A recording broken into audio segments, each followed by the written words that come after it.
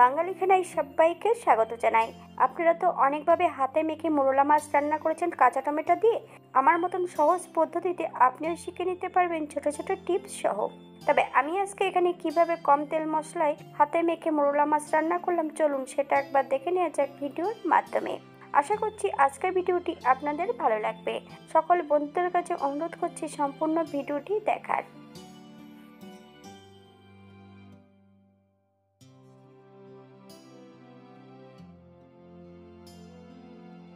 আগের থেকে আমি বেশ কিছুটা সবজি এখানে কেটে নিয়েছি।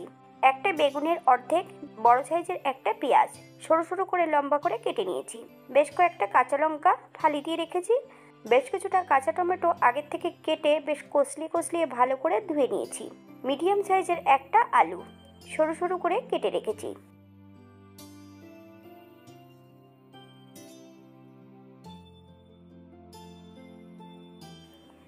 এই পর্যায়ে বড় একটা পাত্রের মধ্যে আমি আগে পেঁয়াজ আর হাফ চামচ লবণ দিয়ে বেশ ভালো করে চটকিয়ে নেব। আপনারা স্বাদ অনুসারে লবণটা অ্যাড করবেন। যতক্ষণ পেঁয়াজ থেকে জল না ছাড়ছে ততক্ষণ বেশ ভালো করে পেঁয়াজটা চটকিয়ে নিতে হবে।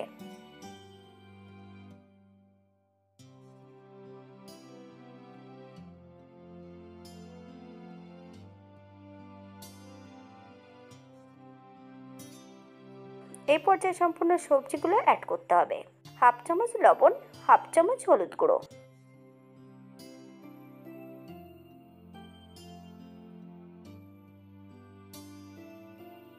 আপনারা একবার স্ক্রিনের দিকে ফলো করবেন। 1 চামচ আদা জিরে বাটা।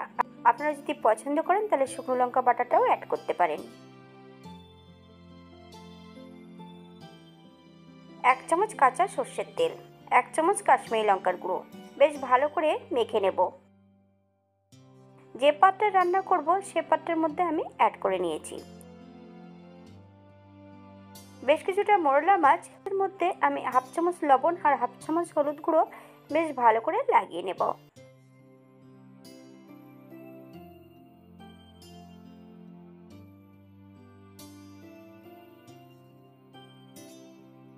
এই পর্যায়ে সম্পূর্ণ মাছগুলো যে পাত্রে রান্না করব সবজিগুলো অ্যাড করেছি সেই পাত্রের মধ্যে আমি মাছগুলো অ্যাড করে দেব।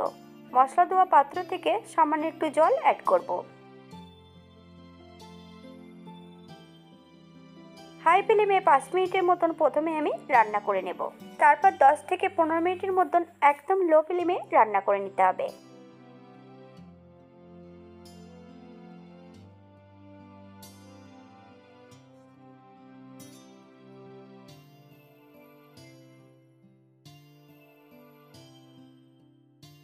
এই পর্যায়ে একবার চেক করে নিতে হবে যে সবজিগুলো সেদ্ধ হয়েছে কিনা।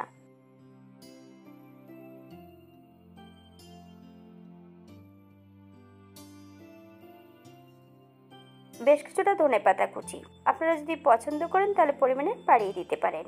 1 চামচ কাঁচা সর্ষের তেল,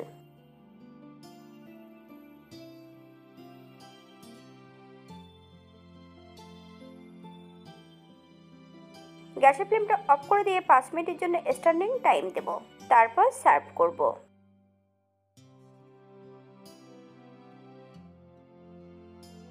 এটা দেখতে যেমন ভারী সুন্দর হয়েছে, এটা গরম ভাতে খেতে কিন্তু অসম্ভব ভালো। আপনারা বাড়িতে একবার একই পদ্ধতিতে বানিয়ে নেবেন।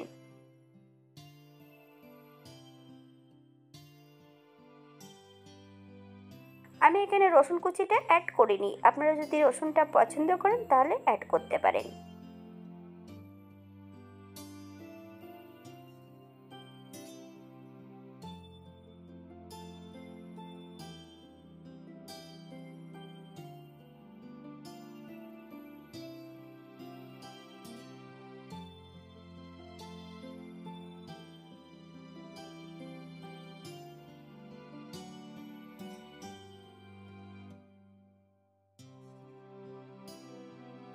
আজকের ভিডিওটি এই পর্যন্ত। সবাই সুস্থ থাকবেন, ভালো থাকবেন। অন্যদিন নতুন রেসিপি নিয়ে আপনাদের সামনে আবার আমি হাজির হব।